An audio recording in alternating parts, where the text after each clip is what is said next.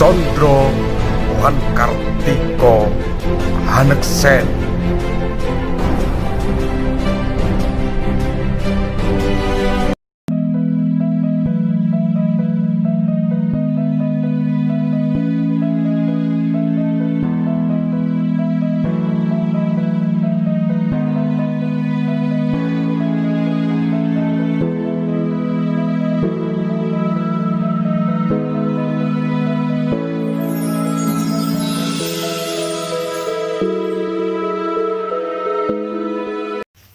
Assalamualaikum warahmatullahi wabarakatuh.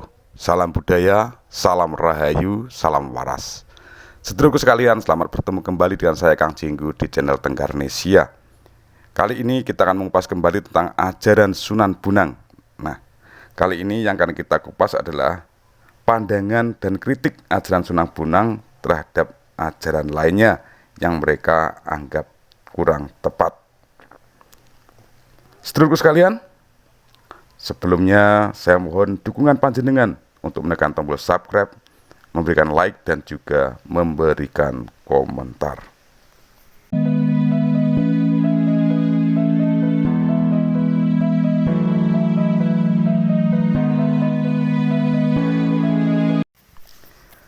Sedulurku, di bagian ini kita bicarakan 12 macam pandangan tentang ajaran tauhid dan ketuhanan yang dianggap sesat dan dijuluki wong sasar.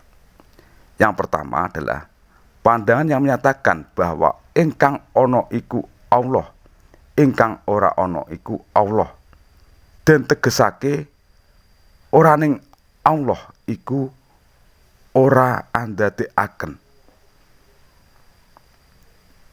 Yang artinya adalah yang ada ialah Allah, yang tiada ialah Allah. Dengan arti tiadanya adalah tiada menjadikan. Pendapat ini membahayakan. Dan pendapat ini membayangkan bahwa ada atau tiadanya Tuhan itu sebab dari bagaimana Dia menciptakan makhluk. Adanya makhluk petunjuk adanya Tuhan. Tiadanya makhluk berarti tanda tiadanya Tuhan. Maka dari itu pendapat ini dianggap sesat, sebab meletakkan Tuhan sebagai zat yang tergantung pada makhluk. Padahal dalam prinsip tauhid, Tuhan itu berdiri sendiri, tidak tergantung pada apapun atau qiyamuhu binafsihi. Tuhan juga tidak serupa dengan apapun. Sedangkan pandangan kedua, pandangan tentang Tuhan yang menyatakan iyo namane, iyo kersane, iyo namane, iyo date, iyo kersane. Iku amung ing paekan tan weruh ing panunggale. Namanya itu adalah juga kehendaknya. Namanya itu juga datnya. Datnya itulah kehendaknya. Pemikiran ini hanya khayalan yang tidak tahu hakikat panunggalan. Kedua ungkapan tersebut di atas dianggap sesat karena dapat mengacaukan pemahaman akan keesaan Tuhan.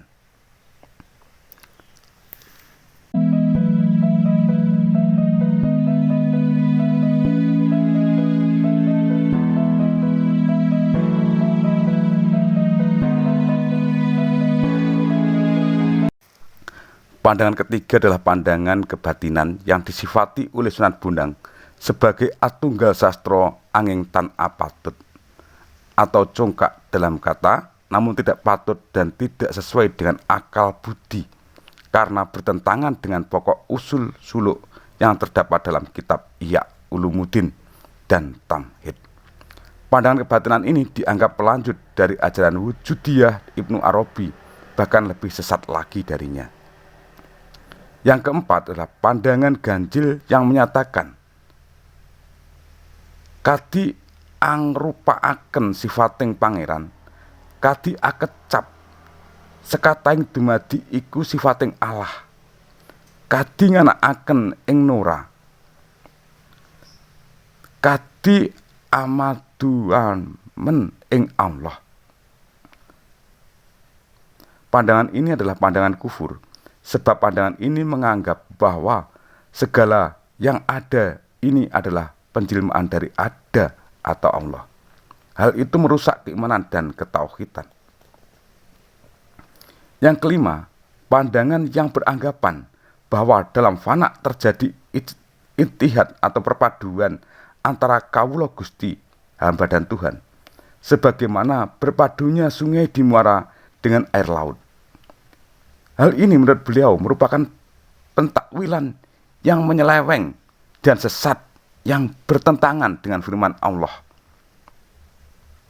Sunan Bonang menolak paham kesatuan manusia dengan Tuhan atau perbedaan antara paham tansih dan tasbih.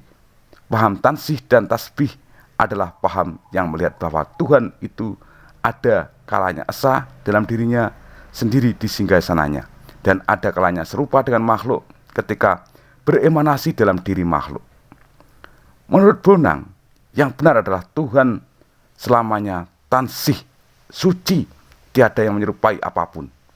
Inilah paham wahdah yang sejati, yang tidak dapat rusak oleh aneka pendapat yang melemahkan Tuhan karena pencampuran dengan makhluk.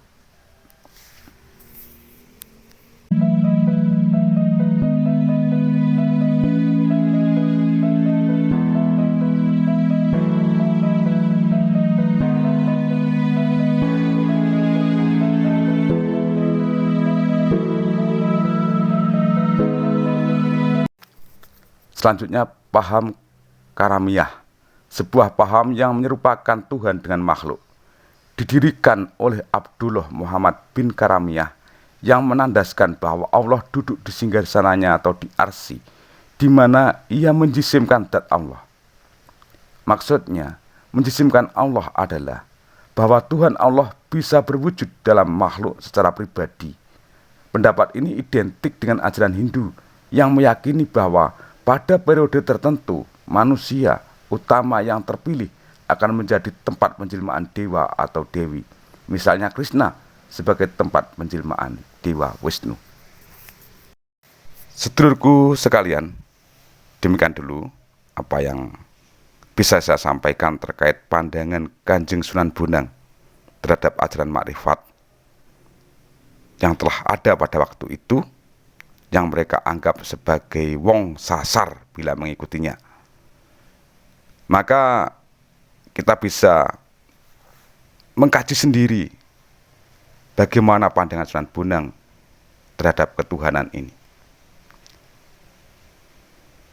Dan untuk kelanjutannya, pandangan yang ke-7 sampai yang ke-12, insya Allah akan kita sampaikan di lain hari. Sedulurku sekalian, demikian dulu apa yang bisa saya sampaikan. Ada kurang dan lebihnya, saya mohon maaf yang sebesar-besarnya. Terakhir ungkapan ono rino ono opo ono awan ono pangan. Salam budaya, salam rahayu, salam waras. Wassalamualaikum warahmatullahi wabarakatuh.